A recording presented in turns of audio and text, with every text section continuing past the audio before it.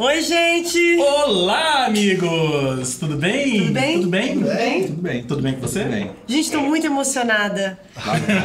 Lá Estou recebendo Gustavo Ziller na minha casa. Que coisa, hein? Entre uma montanha e outra. Entre uma montanha e outra, ele arrumou um tempo pra vir aqui no esquema novo. Ainda bem que o James e o Terence estão aqui, que estão me tratando bem, porque desde que eu cheguei na sua casa eu só tô tomando porrada, bicho. Tá impressionante esse negócio. Gente, isso deve ter mais ou menos uns 20 anos de amizade, é por isso, tá? É por isso que a gente se trata assim. Bom, vamos então rebobinar e começar do começo, né? Vamos apresentar o nosso entrevistado. Vamos apresentar, seguindo os conceitos de jornalismo, né? Vamos apresentar o nosso publicitário, empresário, empreendedor, montanhista, palestrante. O que eu tô esquecendo? Já teve banda de rock. Marido de Patrícia. Pai da Trinca da Pesada. Outro dia eu recebi um release falando assim, o cineasta Gustavo Ziller. Cineasta também. Cineasta novidade, troca pneu. Praticamente um Rodrigo Hilbert, né? Praticamente o... Só não tem a minha... Mas pra quem não conhece, o Ziller... Vamos pegar... Tá bom, gente. Toca pra Savassi. Toca pra Savassi. Vamos pegar então a parte publicitário / montanhista, que eu acho que é como as pessoas te conheceram nacionalmente, mundialmente, né? Vamos recapitular essa sua história publicitária. Como é que você virou de publicitário para montanhista? Tá. A parte de publicidade eu acho que é legal falar um pouquinho da Endeavor, né? Porque eu acho que quando eu entrei na Endeavor, que é uma instituição de apoio ao empreendedorismo no Brasil, aí teve uma vitrine maior para esse lado meio de empresário mesmo, de empreendedor. Então acho que isso deve muito à Endeavor. E eu já deixo uma dica aqui para todo mundo que monta empresa, todo mundo que tem startup, etc. Acessar endeavor.org.br ou .org para ver o que esses caras estão fazendo, porque uma mão na roda para quem está começando empresa. Então acho que desde a Endeavor que eu comecei a ter uma certa visibilidade nessa área de empreendedorismo. E aí foi com a Horta também, né, que a gente foi para São Paulo e a gente conseguiu o coletivo entrar na Endeavor. E foi quando eu acho que a mágica começou a acontecer. Mas junto com a mágica veio também a conta, né? Que é o tal da síndrome de burnout que eu tive. E hoje eu entendo muito bem o que é uma síndrome de burnout e tem um jeito próprio de explicar isso, que é quando você separa a pessoa física da jurídica e começa a dar merda. Né? Você é um cara dentro do trabalho, é um cara dentro de casa, é um cara com os caras da tua empresa, é um cara com a tua família. Não existe esse trem, cara. E aí foi aí que tudo começou a degringolar na minha vida. Passado esse momento, eu falei, não, vamos parar com essa brincadeira, porque eu sempre fui um cara super extrovertido e que puxa a galera, meio sonhador, tem essa característica, né? Voltei para trás, falei, agora eu vou reestruturar toda a minha vida baseado num novo desafio. Foi quando a gente pensou no Sete Cumes, então... Só uma pausa. Quem conhece o Ziller muito bem... sabe que ele foi, né, consultar o médico e tal e tudo, e ele falou, olha, você precisa, né, se exercitar, desacelerar, você precisa assim. Qualquer pessoa ia, né, pra academia, ia nadar, ia, enfim, fazer meditação, iria fazer yoga, na esquina de casa, ia procurar. Quem conhece intimamente Gustavo Ziller... sabia que ele não ia fazer só isso. Sabe que quando ele chegou na turma e falou que ele resolveu uma mais parecida, escalando os 7 cumes do mundo, a gente falou... gente... É se juntar a palavra desafio e Gustavo Ziller. Desafio não pode ser qualquer desafio. Claro, não pode ser. Todo mundo, claro que ele não ia fazer uma academia na esquina de casa. Óbvio que não. Pronto, fecha para cá. E aí veio o projeto. Aí veio o projeto Sete Cumes. Aí já foram 4 montanhas, faltam 3. Só isso, né? Só isso. A gente estava falando sobre a montanha que você vai escalar agora. E você estava contando que teve um pequeno problema. Percalço aí. Conta pra gente qual que é esse novo projeto aí. A gente vai... A 5ª temporada agora vai ser na Cartens, que é uma montanha que fica na Oceania, a montanha mais alta de lá. E ela fica na Papua Nova Guiné. Papua Nova Guiné é uma ilha que pertence à Indonésia. Mas pertence até certo ponto, porque a Papua, ela tem esse nome... porque são dois, ela é dividida em dois, como se fosse Haiti e República Dominicana, não é isso? Que tem a linha imaginária ali no meio. Então você tem a Papua de um lado e a Nova Guiné no outro. E essa turma ali não se entende direito. Eles estão meio que eternamente quebrando o pau ali, brigando e por aí vai. E a gente fechou a expedição e tem uma produtora que é a coprodutora do Sete Cumes e me ajuda em tudo, que é o Ricardo e a Elka, são duas figuraças. Aliás, um abraço para os dois. E a gente recebeu um e-mail na semana passada do cara que está organizando a logística pra gente lá, né? Dear Gustavo e Ricardo, sabe? A situação aqui é o seguinte: a turma ficou meio nervosa, começou lá uns tiros e não dá para andar por agora lá não. Porque eu acho que se a gente andar, a gente não volta para casa. Mas o fato é que eles estão em guerra. Tá rolando guerra civil. A gente acha que são tribos que são inimigas, umas, né? Enfim, provavelmente o bicho tá pegando lá. E aí a única forma da gente fazer essa expedição acontecer é a gente voar de helicóptero para dentro do campo base e sair de helicóptero. Então é como se fosse uma operação de exército mesmo, né? Você entra com uma equipe, larga lá e depois vai, busca e sai com essa equipe. E isso encareceu a expedição em quase $30 mil. Então a gente já não sabe mais como que vai funcionar. Mas aí vai ser no meio de outubro. Pois é, mas e aí se não der mesmo, vai inverter algum cume?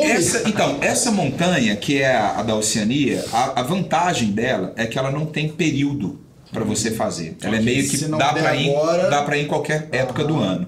Já as outras montanhas que faltam, não, tem período para fazer. Então, o Vinson, que é na Antártida, é só do final de outubro ao final de janeiro. É a janela que tem lá, que é o verão de lá. O Everest é de abril a finalzinho de maio, que é a janela que tem no Everest. Pois é, mas a da Antártida, por exemplo, daria tempo da produção, de montar a produção? Trocar? Então, dá, mas a Antártica é um pouco mais cara. Essas 3 últimas montanhas que faltam são as montanhas mais caras em logística. Então, e também o Everest tem que ser o último, né? Então, aí toda a gente... mística do Everest, claro. Deixar por último. E eu também não estou muito bem treinado para o Everest ainda, então precisa ter uma preparação mais radical. Precisa subir ainda muito morro no Santo Antônio. E adjacências, né? Agora, você transformou isso tudo, né? Essa sua mudança de vida toda, você acabou transformando isso numa outra atividade, que é uma atividade que toma bastante do seu tempo hoje, que é ser palestrante, né? Quer dizer, essa sua mudança de vida te inspirou a contar essa história para as pessoas. Como é que tem sido isso? Você tem feito palestras assim no Brasil inteiro para empresas, não só para empresas, né? Empresas, escolas e tal. Como é que veio essa... Foi natural uma coisa para outra? James, eu fui professor de inglês na cultura inglesa. Quando eu voltei da Inglaterra em 95, final de 95, início de 96, eu fui direto para a cultura inglesa dar aula. E eu cheguei a ter uma responsabilidade grande na cultura inglesa. Eu entrava em sala de aula tipo 7 da manhã e saía 6 da tarde.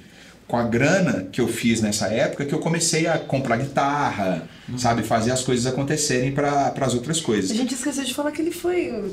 Não, eu mencionei no início. E aí, essa história de dar aula é uma coisa que eu já faço há bastante tempo, né? Comecei com aula de inglês, dei aula para ensino médio. E então... migrar essa parte de professor para a parte de estar no palco dando uma palestra, para mim não teve dificuldade nenhuma, foi tipo natural, entendeu? E é óbvio que agora tem muito mais história para contar, né? Então, cara, meu avô falava uma coisa genial, ele falava assim, cara, acumula história para ser contada na tua vida. Né? Seja aquele cara que chega numa mesa de bar e tem pelo menos umas 3 histórias que o nego vai falar, caramba, não é possível que isso aconteceu mesmo, né? Então tem essas histórias acumuladas, saca? Não só dos 7 cumes. Então, nessas palestras eu conto história dos 7 cumes, da turma, de vários tipos de história. Por exemplo, tem uma história que eu conto que é da nossa turma, que a gente foi passar um carnaval na Bahia uma vez e a gente foi convidado por 2 amigas que a gente tem. Só que a gente falou que não ia dar para ir de última hora. Falar, não vamos para esse carnaval, era aniversário de uma delas. Não vamos, cara. Não vamos e tal. E aí elas ficaram puta da vida. Você é um ingrato, que não sei o que, e parará, não sei o que e tal. Aí a gente chegou 2 dias antes no hotel. A gente armou o bote, entendeu?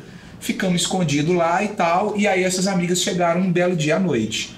Aí a gente vestiu, cara, eu e os meus meninos, né, que são a trinca da pesada, A gente pegou um lençol, fizemos aqueles negocinhos de fantasma, com aqueles olhinhos assim, fomos pra frente do quarto dessas duas amigas, entramos embaixo do lençol assim, batemos na porta, entendeu? Aí, nossa, quem que é? A gente, Aí abriu, tá? Os meninos eram novinhos, né? Com um lençolzinho assim pra dar um susto nelas. E essas histórias, só não sei quem são essas pessoas. Então, são essas duas Gente, foi dos aniversários mais incríveis da minha vida.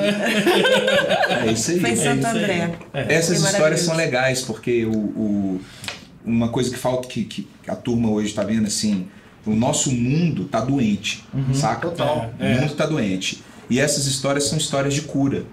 Mostra acolhimento, amizade, sabe? Um monte de coisa. Então, quando quem tá do outro lado escuta um trem desse, o cara fala, pô, não, eu já vivi isso na minha vida, eu esqueci que isso Transporta existe. as pessoas de volta ao mundo real, talvez, né? Sim, Quer dizer, um mundo real ideal. Sem dúvida. Mundo real ideal, Sem dúvida. né? E também acho essa história acho que é de acolhimento mesmo. Total, Acho que cara. amigo é acolhimento, né? Ó, É a família o que a Brasil gente inteiro escolhe, né? conhece vocês, que eu conto histórias de todo É, mundo. de todo das mundo, histórias. né? Então, Pois é. Me conta aqui uma coisa, ainda dentro dessa história de histórias, eu sempre tenho curiosidade, e acho que todo mundo deve te perguntar isso, qual foi dessas suas idas, qual foi o momento mais angustiante e qual foi o momento mais incrível que você passou Das montanhas todas. Tem um momento do primeiro livro, já antes de você. Que é ver tenso, eu lembro que teve uma nevasca e tal. Esse foi um dos, né? Esse foi um dos, Acho que o momento mais angustiante que a gente viveu foi no primeiro livro, no Aconcagua, que foi no dia do ataque ao cume. A gente sabia que a gente ia passar por um resgate de uma pessoa que tinha falecido no cume 2 dias antes. E aí aquela história, o nosso guia avisa que esse momento vai acontecer e a gente fica esperando acontecer, porque você não sabe como que você vai reagir quando o momento acontece, né? Então, na hora que a gente viu a polícia de montanha, né, descendo com o corpo desse polonês, foi muito estranho. Foi uma mistura de um monte de coisa junto, assim. Inclusive de desistência, né? De falar, o que eu tô fazendo aqui? Vamos embora desse A família tá muito longe, né? Exatamente, né? Então, tinha uma janela também, pra vocês chegarem nesse... a gente tava assim, era tudo encaixadinho, né? E aí chega nesse momento e dá aquela travada aí. Né? Então esse, sem dúvida, foi o momento mais angustiante de todas as montanhas que eu fiz até hoje. Não só as que foram pra TV, mas as que foram de treino também, né? E assim, o momento mais, que eu acho assim, as coisas mais legais que acontecem na montanha são as revelações que a montanha te traz, né? Então, no Denali agora, por exemplo, teve uma revelação do nosso guia que foi ótimo, que a gente estava no ataque ao cume, a gente chegou num lugar que chama Denali's Corner, que você está aí a uns 600 metros de ascensão ainda para terminar, e nesse momento vira o clima da montanha.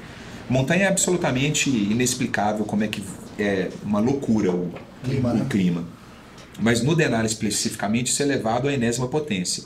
Então, de um clima estável, solzinho razoável e tal, fechou o tempo, tudo branco, menos 40 graus, vento de, 80 por hora, e aquela ventania barba congelando, aquela sensação de que, pronto, acabou aqui nossa história, né?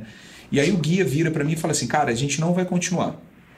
A gente agora tá bem, faltam umas 10 horas de escalada e vamos embora para casa. Aí eu falei, puta, cara, mas vamos embora mesmo? Você acha que... Ainda tentei dar aquela, sabe, aquela... Não, vai que dá, né? E aí ele soltou uma que foi ótima. Ele falou assim, cara, a parte mais importante da escalada é voltar para casa. Para contar a história.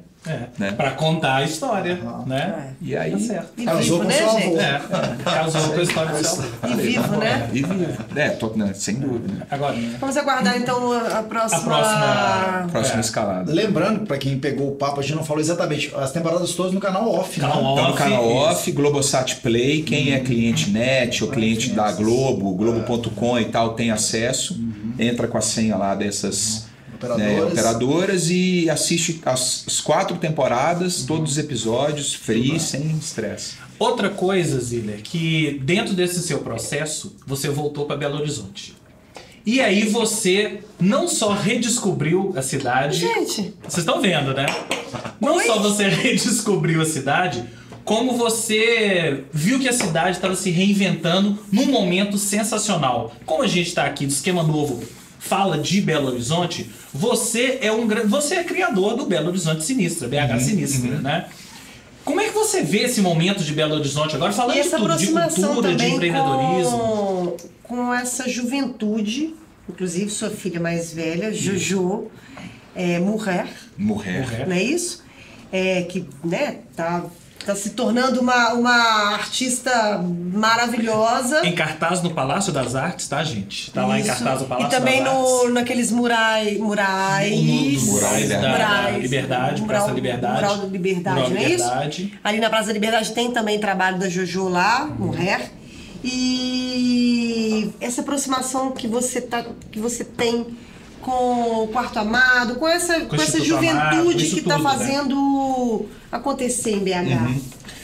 Eu acho Belo Horizonte, nesse momento, a gente já passou por vários momentos de BH, né? Momento do início ali daquela revolução da motor music, da obra, dos shows, né?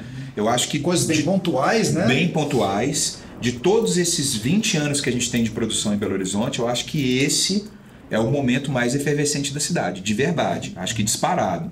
Por que eu acho? Porque naquela época você tinha uma cena cultural, uma cena teatral e tal, mas você não tinha o suporte disso para fazer com que isso voasse, né? Que é ser humano disposto a ir e gastar dinheiro, né? Hoje, como a cidade é celeiro de algumas empresas bacanas, startups, etc e tal, você tem uma população aqui que tem um certo poder aquisitivo já e que tem um discernimento das coisas que podem ser feitas pela cidade, entendeu? Então, eu acho que agora com esses elementos no tabuleiro, a coisa está pronta para explodir. E eu tenho uma opinião sobre isso que é muito, muito, muito forte, cara, que inclusive tem um viés político também, que assim, 80% das coisas que todo mundo quer para a cidade são iguais, é a mesma coisa.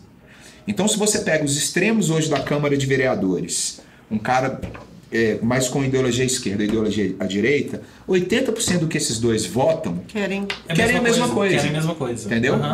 E tem 20% que de verdade é onde que está a discordância. Agora, se a gente foca nos 80%, a discordância ela se autorregula e vira um papo tranquilo. Né? Então o que eu estou propondo para toda essa galera que está produzindo hoje em BH é assim, cara, esquece, foca nos 80%. O que a gente pode fazer junto? Entendeu? Esquece que eu sou mais velho que vocês, esquece qualquer coisa, qualquer vírgula antes de tentar alguma coisa, entendeu? E aí tem muita coisa acontecendo, turma. Puta, cara, mas tá demais. Quando a gente sai, outro dia mesmo eu vi o Roberto e a turma dele, o Bruno e tal, fazendo um negócio de ciclo expedição, que eles estão fazendo pelos córregos e nossa, sensacional. O Quarto Amado agora tem um grupo de corrida que chama Calma, que tá assim, arrebentando aí toda terça-feira eles saem para correr, né? Travessia gastronômica com o Nenel, que vocês já viram aqui. Né? Então, assim, tem umas coisas rolando, e não só isso, o Cadu lá da Favelinha, o Mestre Negativo lá no Maria Goretti com o Centro Cultural Lamparina, aí tem a galera do Congado, que está começando a se conectar de novo com a cidade, né? E agora teve troca de guarda, inclusive. Então, esses movimentos todos agora entenderam que bora focar no 80%, porque sempre vai ter os 20% ali de discordância, que é natural, cara, senão a gente não evolui, e tem uma coisa também, né, que eu acho que é importantíssimo, é ter uma unidade. Ser mais unido. Porque os movimentos em Belo Horizonte, eles sempre aconteceram, mas eles sempre foram muito separados. E quando você junta e quando você tem um entendimento de que o Congado continua sendo muito importante, que o Instituto Amado continua sendo muito importante, mas que o Cadu também é muito importante, e todos eles tiverem essa consciência e não fazer cada um separado e ficar lá pro seu gueto, pra sua turma, eu acho que você tem muito mais força. E eu acho que isso está acontecendo agora. Mas o carnaval teve muito culpa nisso. No melhor sentido. Claro. O carnaval, cara, tem uma galera que está disposta a apoiar isso, né? Belo Horizonte agora vai ter um evento que chama Fire, que é produção de uma startup daqui que chama Hotmart, que é um dos maiores eventos do Brasil da era digital. Esses eventos que trazem para o palco pessoas que estão transformando a economia através da tecnologia, né? E essa galera que são esses empresários novos que tem aí entre 25 e 35 anos, às vezes um pouquinho mais velho, um pouquinho mais novo, é uma galera que está muito disposta a colaborar. Porque eles são da economia criativa, da economia colaborativa. O Instituto Amado é exatamente isso, né? Total, James. É exatamente isso. Ó, Hotmart, Simpla, Cabify Brasil, Max Milhas, são os nossos apoiadores fundadores desde o início. Aliás, um abraço para todos os 4. Todo mundo aqui. Para o Mural Liberdade teve a BHIP, que é uma empresa da velha economia, que já entendeu o que é a nova economia e chegou junto. Né? A gente tem mais 3 empresas para participar do Instituto Amado até o final do ano. E todas elas fazendo filantropia, cara. Que é doando dinheiro. Doando dinheiro, Pra Belo Horizonte ser uma cidade do caralho, a cidade que os nossos filhos vão viver. Isso aí. Entendeu? Isso os caras entenderam. Isso é genial. E assim, sem gerar aquela dependência, vira uma chave também, que era a dependência da lei de incentivo, das leis, né? Das leis, importantes e tal, mas enfim, é um outro caminho. É um outro caminho. É um outro caminho. Sem dúvida. Cara. Vou falar em outro caminho, pra gente finalizar o nosso papo, porque senão vai durar, né? Horas, e horas temporadas. e horas. Não, temporadas. Né? Vamos falar. Assunto é o que não falta. Quase aqui, não gosto de falar. Né? Acredite. Você, além disso tudo, tá num novo empreendimento. Luciana Gimenez, polêmico. Cannabis. Na cabeça ativa. Na cabeça ativa. No país, vamos deixar aqui, então vamos esclarecer assim. Mas no Brasil também tá ok. Explica essa história. Não, peraí. Vai lá. Cannabis, no Brasil, para uso medicinal, já está sendo considerado legal. Isso. E, enfim, o que não está sendo legal, a pessoa vai lá na justiça, entra na justiça e ganha. Então, se você tem essa dúvida, entre na justiça que você vai ganhar. Isso. Para curar o seu filho, para te curar, enfim, para uma série de coisas. Eu queria então que você explicasse qual que é, porque você tá abrindo uma empresa na Califórnia. Isso. Com alguns amigos que estão nessa indústria também há algum tempo. A gente tem um amigo que mora lá há um tempo e ele viu essa revolução que aconteceu nos Estados Unidos, no Canadá principalmente, de empresas do porte dessas grandes farmacêuticas, né? Empresas que já estão com um valor de mercado enorme, faturando milhares de dólares, né? Inclusive listadas na Bolsa de Nova York, com investimento da Ambev, da Coca-Cola. A Coca-Cola, por exemplo, e a Constellation, que é a dona da cervejaria Corona, estão colocando bilhões de dólares nesse mercado. A Constellation fez um aporte agora na Canopy, que é a maior empresa do mundo disso, de 4 bi. Né? Então é um mercado que acabou, não tem mais jeito, não tem mais volta. Né? E o que eu acho fascinante nesse mercado? É que é um mercado que produz cura com coisa não química. Entendeu? Então ao invés do cara tomar Rivotril, ao invés do cara tomar Frontal, ao invés do cara tomar esses remédios cabulosíssimos para tratamento de oncologia, de autismo, preta, né? O cara tá tomando canabidiol, que é Tarja verde. Tarja verde. Boa. Tarja verde. Isso aí. Maravilhoso. O cara tá tomando o remédio à base do princípio ativo da maconha, que é medicinal, que é o CBD, que chama canabidiol, tetracanabidiol, enfim, tem vários princípios ativos ali e vários componentes na planta, né? E isso é uma realidade lá fora. É uma coisa que a gente gosta muito, né? Eu tô numa fase da minha vida que eu tô meio que a serviço, sabe? Eu tô a serviço, cara. Eu quero ajudar. Então, assim, eu tô meio que assim, eu tomo até umas trauletadas de vez em quando, porque eu acho que eu tô tão assim que as pessoas estão me usando e me sacaneando de vez em quando, entendeu? Mas assim, eu tô a serviço de todo mundo. E uma coisa que eu decidi na minha vida cara, eu vou trabalhar com saúde e health lifestyle, saca? Então, a Green Med, que é o nome dessa empresa, é a primeira coisa que a gente está fazendo nesse negócio. E a outra, que também vou falar em primeira mão para vocês, é uma empresa californiana também, de um amigo meu, que é o Dema, que é uma bebida fitoterápica, chama Amas. Ele faz com ervas e plantas da Amazônia. Parecido com kombucha, não? Ele tem kombucha também, mas a Amas hoje é uma fórmula tem muito mais a ver com a medicina ortomolecular do que com probiótico nesse momento, né? Mas eles também têm uma fórmula lá que eles vão começar. E aí nessa empresa também eu entrei de sócio junto com o Dema. Com o Dema, não é com o Demo, não. Dema, D-E-M-A. Após até alguém aqui assistindo e falando assim, olha lá, quem paga falando de maconha, demônio. Nada disso. Cara, depois que eu conheci um jogador de futebol americano que joga no New England Patriots, e é um advogado dessa história. E tem atleta da NBA participando. O Kobe Bryant agora acabou de vender uma empresa que chama Bot Armor para Coca-Cola, que é de bebida fitoterápica, que envolve também CBD e tal.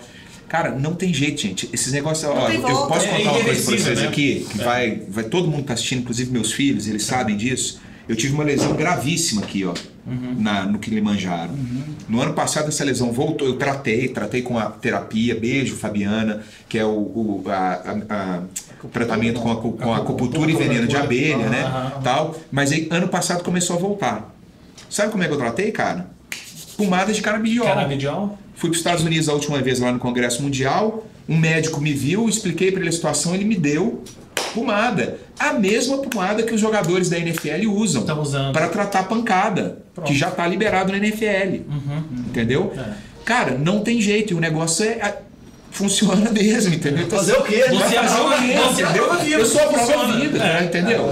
Então, assim, outra coisa, meu pai, que vocês conhecem, fumante desde os 12 anos de idade, fumando cigarro, botando químico para dentro do corpo. Enfisema pulmonar, 60% do pulmão tomado. A gente, um drama para fazer ele parar de fumar. Um drama. Drama. Você sabe a história. Drama, Cara, voltei dos Estados Unidos, a última vez que eu fui também, trouxe para ele um vaporizador, trouxe para ele o CBD com 0,3% de nicotina. O cara já largou o cigarro. Já largou. E a próxima fase agora é tirar o 0,3% de nicotina e ele fumar o CBD puro, vaporizador de CBD.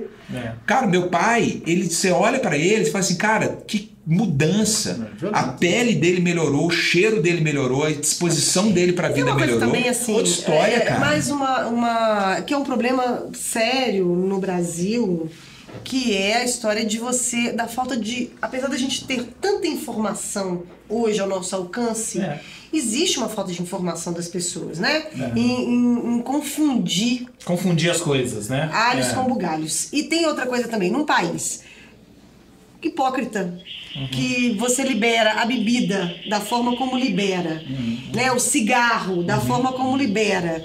Vamos nos informar um pouco mais sobre a história da maconha, né? Não é porta de entrada para outras drogas, não é isso. Fernanda, você tocou num assunto importantíssimo, cara. A informação está disponível. Antes de você acreditar num fluxo único, busca outros streamings de informação para conseguir conceber. Tem gente muito séria trabalhando com isso no Brasil. Pesquisadores seríssimos, laboratórios seríssimos entrando nesse mercado. Não é um mercado de yuppie, de não sei o que, de porra louquice. Não, é outra história. É outra história. Eu visitei nessa última ida que a gente foi para participar e fechar o contrato com as empresas, etc. Eu visitei uma empresa que, eu não posso falar o nome, que é de quem a gente compra o CBD líquido. Cara, eu entrei na empresa, eu juro por Deus, eu me senti na NASA. Falei, eu tô na NASA, cara. Sabe aquele negócio de roupa branca, filme de ficção científica? Eu fiquei chocado com o maquinário, a infraestrutura, a tecnologia por trás, como que é feita a colheita. Eu fiquei chocado. Choquei, assim. É uma coisa que eu acho que isso é uma coisa que a gente quer fazer pro Brasil, é mostrar como isso é feito lá fora para desmistificar, entendeu? Porque é um caminho que não tem mais volta. Não tem mais volta. E não tem que ter. Não tem que ter. Gente, é isso. Season 1, episódio 1 da Conversa com Ziller acabou. Eu acho que é hora de dividir essa entrevista em dois. Ou então daqui a pouco a gente vai gravar mais meia hora de entrevista com ele. Mês que vem ele volta. Quando ele voltar do... Como é que chama? Pirâmide de Cartens. Pirâmide de Cartens. O nome indígena, regional, indígena não, mas o nome lá que as tribos usam é Puncak-Jaya. Tá. Ok. Prazer. Fernanda Ribeiros. Quem quiser conhecer mais do Ziller, gziller.com. Isso. No site. Tá lá, tem tudo isso, ou quase tudo isso. Tem quase tudo isso. Tem quase tudo isso, vocês vão conhecer lá. Ziller. Acompanha a gente. Prazer. Mais uma vez. Aqui, o esquema novo é uma plataforma dessa nova Belo Horizonte Vibrante, né? Estamos juntos. Inclusive essas empresas aí que quiserem nos patrocinar. Todas elas. Tá, gente? Que o Cartacho, Simpla. Esquema novo fala de agenda de Belo Horizonte. Direto e reto. Que é o Simpla, tem que estar aqui, cara. A gente é muito legal. Hashtag tamo junto. A Fernanda me tratou mal hoje, mas ela é legal mesmo. Mas nós não. Verdade. Gente, até a próxima. Simpla, conversa comigo, tá? Conversa com a gente. Tchau. Tchau.